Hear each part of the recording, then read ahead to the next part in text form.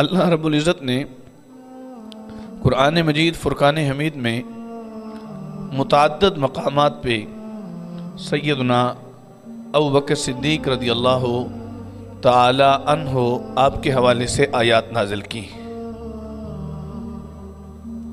ان میں سے ایک آیت بڑی خصوصیت کی حامل ہے، وہ سورہ توبہ کی آیت نمبر 40، جس میں اللہ فرماتا ہے الا تنصروہ فقد نصرہ اللہ، اگر تم میرے اس محبوب نبی کی مدد نہیں بھی کرو گے تو ان کی مدد اللہ نے کر دی۔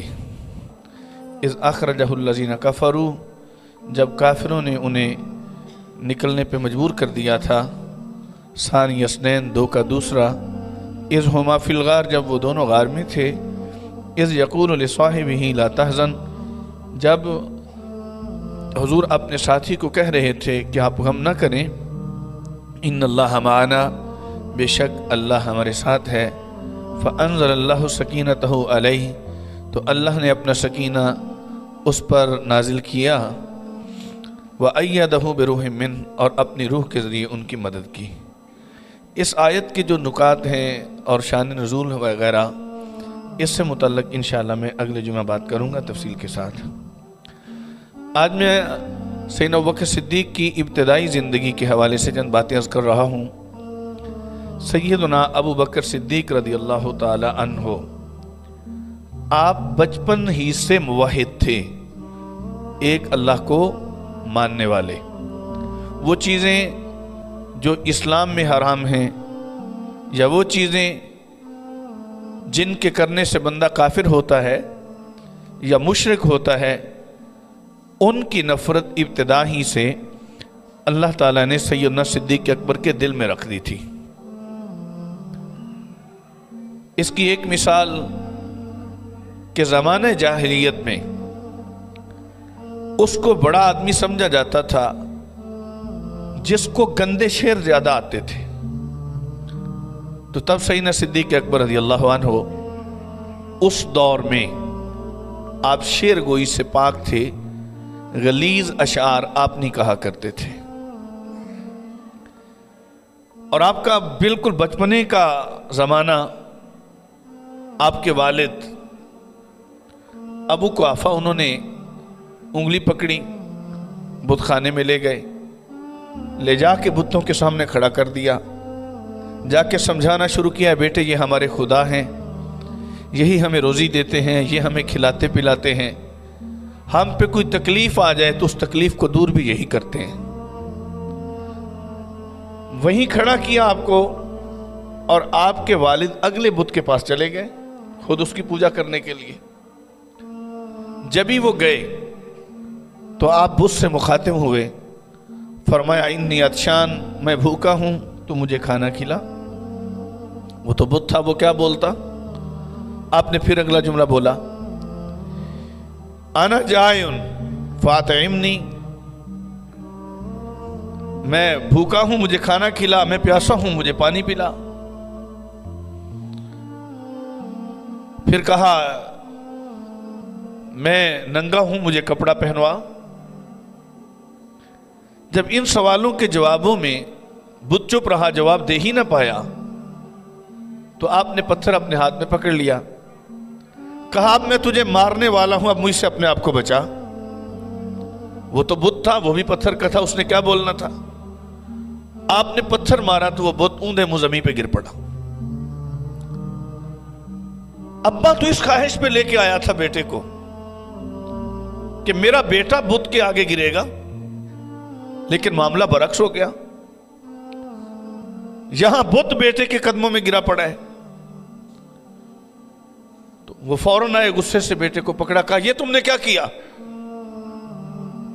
تو انہوں نے کہا آپ نے تو مجھے کہا تھا کہ یہ ہمیں روزی دیتے ہیں، یہ ہمیں کھلاتے پلاتے ہیں، مشکل آ جائے ہماری دور کرتے ہیں۔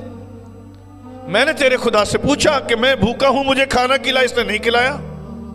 میں نے کہا میں پیاسا ہوں مجھے پانی پلا، اس نے نہیں پلایا۔ میں نے کہا میں ننگا ہوں مجھے کپڑا دے، اس نے نہیں دیا۔ پھر میں نے کہا اپنے آپ کو مجھ سے بچاؤ، یہ پھر بھی چپ رہا، میں نے مارا اسے۔ تو باپ نے بیٹے کو تھپڑ مارا۔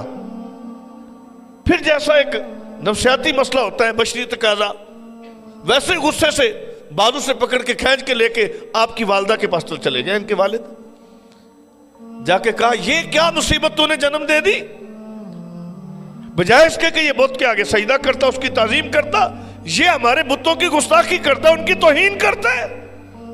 زبان سے بھی برا بھلا کہا اور بت کو پتھر مار کے گرا بھی دیا۔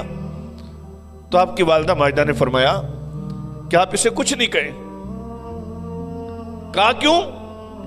کہا جب یہ میرے پیٹ میں تھا تب مجھے غیب سے ندا آیا کرتی تھی، یا امۃ اللہ بالتحقیق ابشری بالولد العتیق فی السماء اسمہ الصدیق، کہ اے اللہ کی بندی تجھے ایک عتیق بیٹے کی بشارت ہو۔ عتیق اس کو کہتے ہیں جو جہنم سے آزاد ہو، تجھے جہنم سے آزاد بیٹے کی مبارک ہو، اس کا نام آسمانوں میں صدیق ہے، اور یہ اللہ کے نبی کا صدیق اور رفیق ہے۔ تو یہ ہے ان کے بچپن کی کیفیت۔ پھر تھوڑی ہوش سنبھلی، نبی علیہ السلام سے تقریباً 2 سال یا چند ماہ عمر میں چھوٹے تھے، دوستی حضور سے ہو گئی، اور دوستی رنگ لاتی ہے۔ یہاں دنیا میں ہمارا اچھا دوست ہو، اس کی عادتیں ساری نہیں تو کچھ نہ کچھ تو ہمیں منتقل ہو جائیں گی، اور اگر خدا نخواستہ برے بندے سے دوستی ہوگی تو اس کی عادتیں منتقل ہو جائیں گی۔ وہ میں ایک بات کہیں پڑھی تھی میں نے کہ اگر کوئی بندہ کسی شرابی کے پاس بیٹھنے لگ جائے، کچھ عرصہ بیٹھے، بھلے شراب نہ پیے مگر بوتل کو ہاتھ ضرور لگانے لگ جائے گا۔ کسی اور بندے کے ساتھ جو کرمنل ہے، جس کے پاس اسلحہ ہوتا ہے، اگر اس کے ساتھ بیٹھتا اٹھتا ہے، اسلحہ بھلے چلانا نہ آئے لیکن کچھ عرصے کے بعد اس کو پکڑنا شروع کر دے گا۔ یہ صورتحال اچھائی کی ہے، برائی کی ہے۔ آپ یہ دیکھو کہ جس کی زندگی یہاں حضور داتا صاحب سے دوستی ہو جائے اس کی زندگی بدل جاتی ہے، جس کی اللہ کے کسی اور ولی سے دوستی ہو جائے اس کی زندگی بدل جاتی ہے۔ تو ایمان سے بتاؤ جس کی دوستی نبیوں کے سردار سے ہو گئی ہو اس کی صورتحال کیا ہوگی؟ اب صورتحال پہ کے طور پہ میں بخاری سے 2 حدیثیں آپ کے سامنے رکھوں گا، آپ کو اندازہ ہوگا کہ دوستی نے کتنا رنگ چڑھا ہے سیدنا ابوبکر صدیق پہ۔ اس سے پہلے ایک واقعہ میں عرض کرتا ہوں حضرت خواجہ باقی باللہ کا۔ وہ آپ لوگوں میں سے اکثر کے ذہن میں ہوگا کہ حضرت خواجہ باقی باللہ بڑے مہمان نواز، اللہ کا ہر ولی مہمان نواز ہوتا ہے۔ مہمان آتے پاس نور والا اس سے کہتے تھے کہ آپ ہمیں کھانا بنا دو۔ ایک دن ذرا بے ٹائم میں مہمان آ گئے، پھر ان سے کھانے کی درخواست کی، انہوں نے پھر بنا کے دے دیا۔ آپ نے ایک دن بلایا، کہا جی پیسے وغیرہ، انہیں پیسے مجھے نہیں چاہیے، کہا کچھ اور، انہوں نے کہا جی کچھ دینا ہے تو پھر مجھے اپنے جیسا کر دو۔ حضرت خواجہ باقی باللہ اس تنور والے کو لے کے اپنے کمرے میں تشریف لے جاتے ہیں، لے جا کے ان پہ توجہ اتحادی فرماتے ہیں، جو صوفیہ کی نگاہ میں جس کو توجہ اتحادی کہتے ہیں۔ جب باہر نکلتے ہیں تو لوگوں سے پہچانا نہیں جا رہا تھا کہ حضرت خواجہ باقی باللہ کون ہے اور یہ نان بھائی کون ہے۔ چند لمحے اگر خواجہ باقی باللہ کی صحبت میں ایک تنور والا گزارے تو اس کا رنگ چڑھ جاتا ہے۔ اگر 20-25 سال صدیق کے نبی کی رفاقت میں گزرے ہوں، نبیوں کے امام کی رفاقت میں گزرے ہوں تو رنگ کتنا چڑھے گا۔ اب میں نے 2 رنگ آپ کے سامنے عرض کرنے ہیں۔ ایک رنگ تو یہ کہ جب ہجرت کر کے حضور اور سیدنا صدیق اکبر پہنچے مدینہ پاک، تو مدینہ کے لوگوں نے حضور کو بھی نہیں دیکھا ہوا تھا اور سیدنا صدیق اکبر کو بھی نہیں دیکھا ہوا تھا۔ یہ لوگ حضور کی بھی صفتوں سے واقف تھے کہ ان کا چہرہ مورا ایسا ہوگا، ان کا قد کاٹ ایسا ہوگا، ان کی زلفیں ایسی ہوگی، ان کی داڑھی ایسی ہوگی، ان کا امامہ ایسا ہوگا۔ اب 2 ہستیاں سامنے آ گئیں، قد بھی مل رہے ہیں، رنگت بھی مل رہی ہے، زلفیں اور داڑھی بھی مل رہی ہے، امامے کا سٹائل بھی سیم ہے۔ اب کچھ تو باریک بھی وہ پہنچ گئے نور نبوت تک، انہوں نے آ کے سیدھا نبی سے مصافحہ کیا۔ کچھ سادہ لوگ دیکھے تو پہچان نہ پائے کہ نبی کون ہے اور غلام کون ہے، جلدی جلدی آئے صدیق اکبر کو ملنا شروع کیا۔ اب صدیق اکبر نے جب ملنے کا انداز دیکھا، لوگوں کا ادب اداب دیکھا تو ذہن میں آیا کہ یہ بھول گئے ہیں.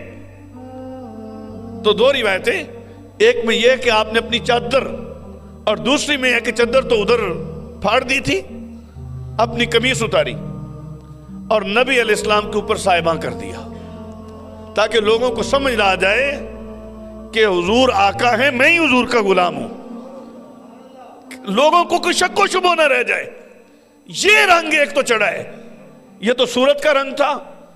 سیدنا صدیق اکبر پہ سیرت کا رنگ بھی خوب چڑھا ہے. اب وہ کیسے، اس کی میں مثال عرض کرتا ہوں. اللہ اکبر. جب پہلی وحی نازل ہوتی ہے حضور پہ، وہ میں پوری حدیث نہیں، چند لفظ آپ کے سامنے پڑھوں گا، بخاری میں سامنے پڑھی ہے. پہلی وحی نازل ہوئی تو پہلی وحی کے نزول پہ نبی علیہ السلام کا بدن مبارک کانپ رہا تھا. اللہ اکبر. وہ محبوب جس کے انتظار میں سال ہا سال اس کے گھر کی تنہائی میں بیٹھ کے زیارت کی ہے، غار ثور میں، تو جب اس محبوب کا پیغام آیا ہوگا تو کیفیت کیا ہوگی؟ لوگوں کا تو ذہن ہے کہ حضور ڈر گئے. میں کہتا ہوں نہیں، بے تابی تھی دل میں، عرصے سے یار کی صرف نشانی تکی جا رہی تھی. آج نشانی نہیں، یار نے پیغام بھی بھیج دیا تھا. تو اب صورتحال بدل گئی.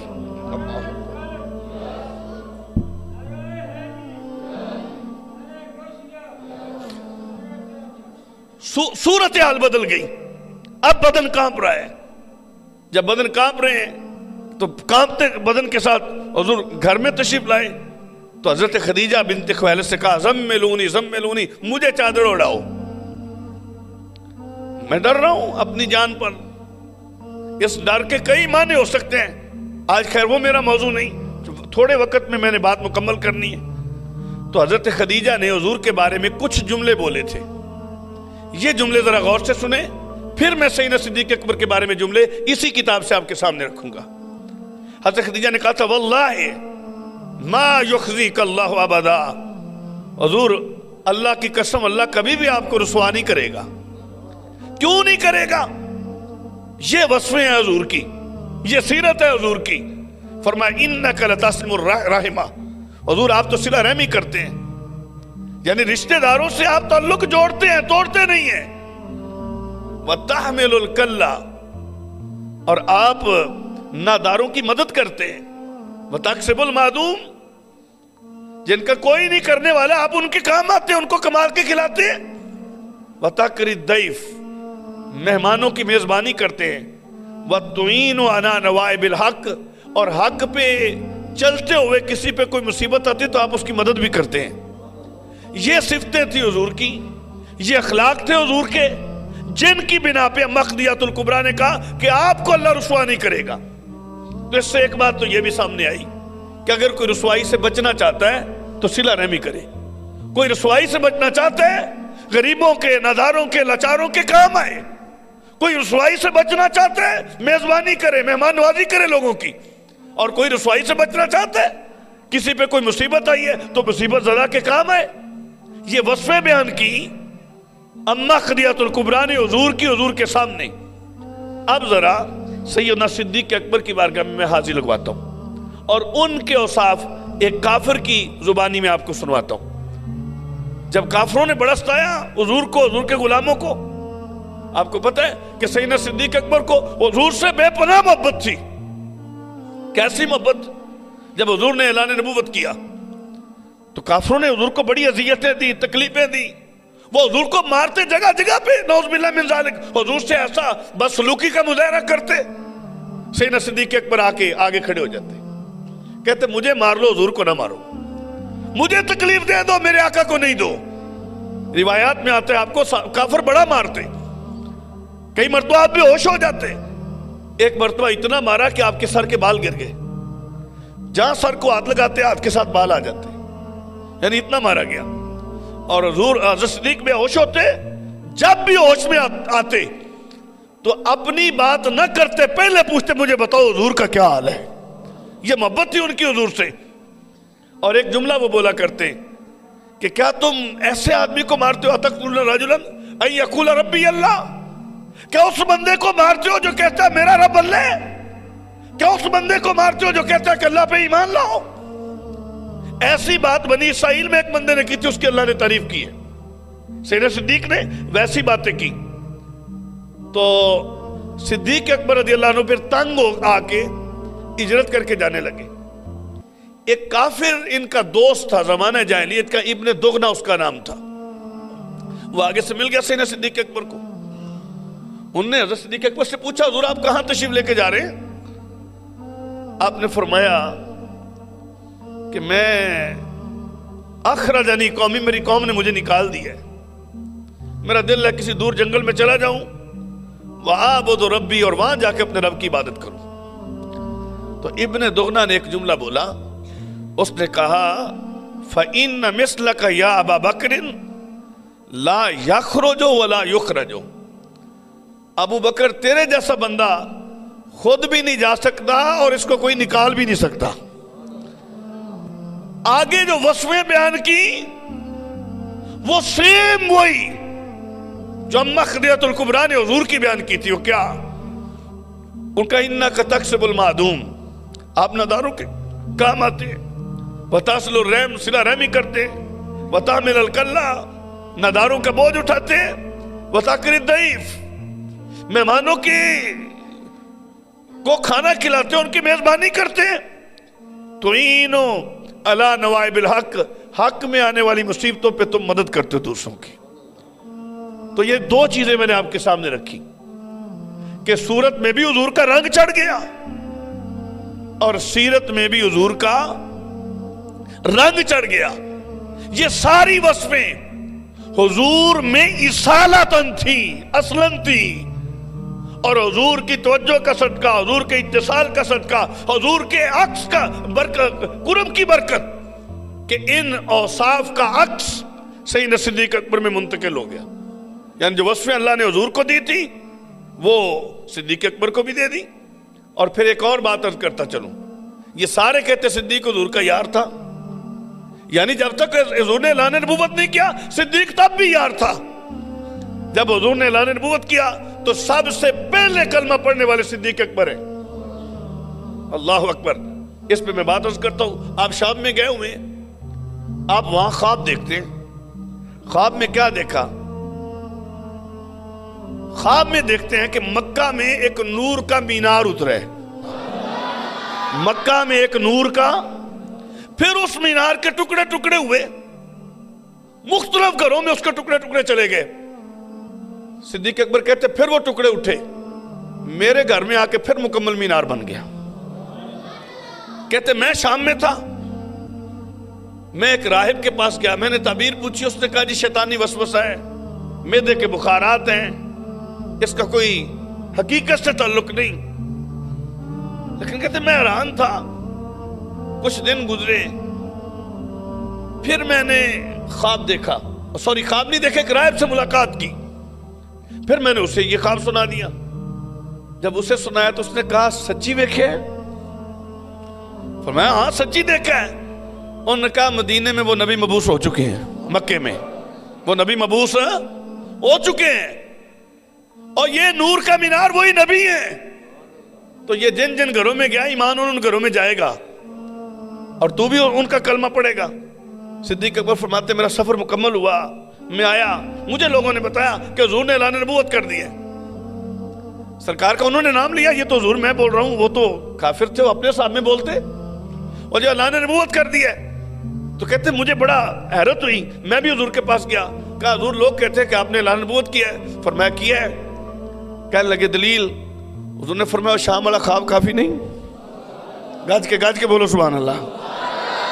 وہ جو تو نے شام میں خواب دیکھا تھا وہ کافی نہیں؟ اتنے پہ حضور نے بس نہیں کی، فرمایا تو نے یہ خواب دیکھا تھا، تو نے فلاں راہب کو سنایا تھا، اس نے کہا تھا معدے کے بخارات ہیں، پھر تو اگلے راہب کے پاس گیا، اس نے یہ بات سنائی تھی۔ صدیق نے کہا حضور مجھے کلمہ پڑھاؤ اور اپنے حلقے میں داخل کر لو۔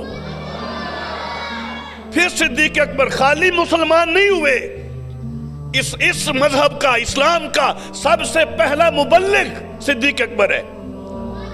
عشرہ مبشرہ، وہ 10 صحابی جن کو نبی نے دنیا میں جنت کی بشارت دی، उन 10 में से 6 ने कलमा सिद्दीक के कहने पे पढ़ा है।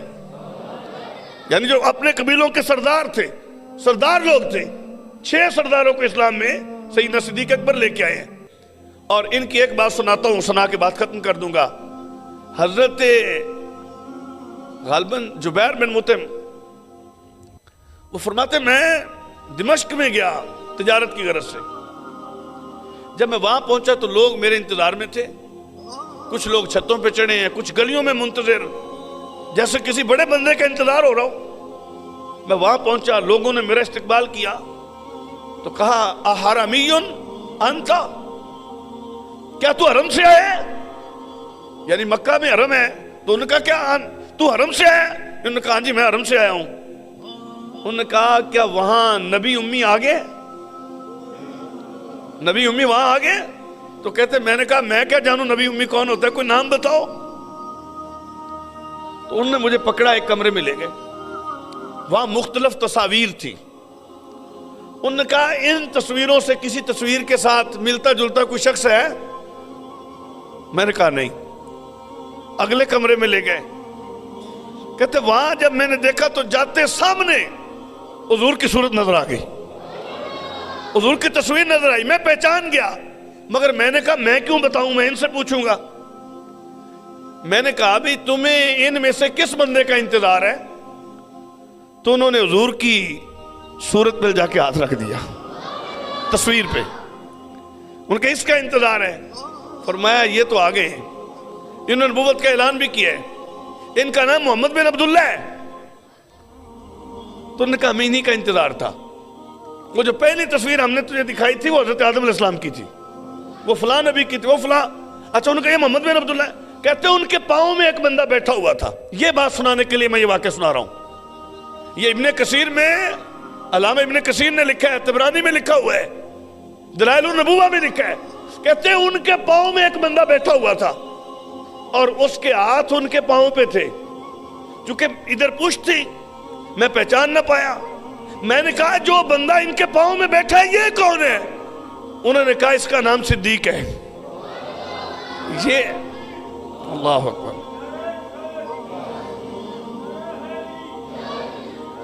ये इस नबी का हयात में वजीर रहेगा, मशीर रहेगा, और जब हुजूर पर्दा फरमा जाएंगे तो ये उनका खलीफा बनेगा। तो अल्लाह ने जब हुजूर की तस्वीर खींची तो सिद्दीक अकबर की तस्वीर को भी हुजूर से जुदा नहीं किया। अब 3 चीजें आपके ज़हन में आ गई कि सूरत ऐसी दे दी जैसे नबी की, सीरत भी वैसी दे दी जैसी नबी की, अब तस्वीर भी नबी से मुत्तसिल। यारी का सबब क्या? आओ फिर तुम्हें बुखारी सुनाता हूं। बुखारी में हदीस है अल अरवाहो जुनूदुम मुजन्नदा, रूहां दियां आवदियां छौड़ियां होंदियां। मोमिनों की रूहें अलहदा रहती हैं, काफरों की अलहदा रहती है। हदीस मुबारका का मफ़हूम है जिनकी रूहें वहां इकट्ठी रही वो यहां दोस्त होते हैं। बात मैंने बड़ी की है, जिनकी रूहें वहां इकट्ठी रही वो यहां दोस्त होते हैं, और जहां उनकी रूह की जहां नहीं बनी वो इधर भी नहीं बनती। अब नबी की रूह और सिद्दीक की रूह इकट्ठी रही, नबी और सिद्दीक की रूह इकट्ठी रही। और फिर मेरा नबी फरमाता है किसी का भी जिस्म का, बदन का खमीर उस मिट्टी से लिया जाता है जहां उसकी कब्र बनती है। सिद्दीक अकबर के खमीर के लिए मिट्टी जो ली गई वो नबी के रोजे से ली गई है। सिद्दीक का खमीर उस मिट्टी से बना है जिस मिट्टी से नबी का बना, और खुदा की इज्जत की कसम नबी के खमीर वाली मिट्टी, सिद्दीक अकबर के खमीर वाली मिट्टी, उमर इब्न खत्ताब के खमीर वाली मिट्टी वो आम मिट्टियों की तरह नहीं है। मेरा नबी फरमाता है मा बैन बैती व मिंबरी रौदतुम मिन रियादिल जन्ना, ये जन्नत का टुकड़ा है। तो सिद्दीक का खमीर जिस मिट्टी से लिया गया वो जमीनी मिट्टी नहीं है, वो तो जन्नत की मिट्टी है। तो अब ये बुराई के करीब जाते भी कैसे, ये कुफर के करीब जाते भी कैसे, शिरक के करीब जाते भी कैसे? सबसे पहले कलमा क्यों ना पढ़ते? इनका बदन जिस मिट्टी से बनाया गया वो मिट्टी जन्नती, ان کی روح جہاں رہی وہ نبی کے قرب میں رہی. اب بھی جسم قیامت تک کے لیے نبی کے قریب.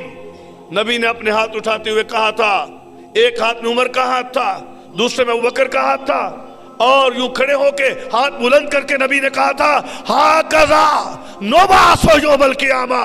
اے لوگوں سن لو, ہم قیامت کے دن بھی ایسے ہی اٹھیں گے. تو دنیا میں بھی نبی کے ہاتھ میں صدیق کا ہاتھ رہا, اب بھی صدیق کو نبی کا ساتھ, حشر میں بھی صدیق کا ہاتھ نبی کے ہاتھ میں.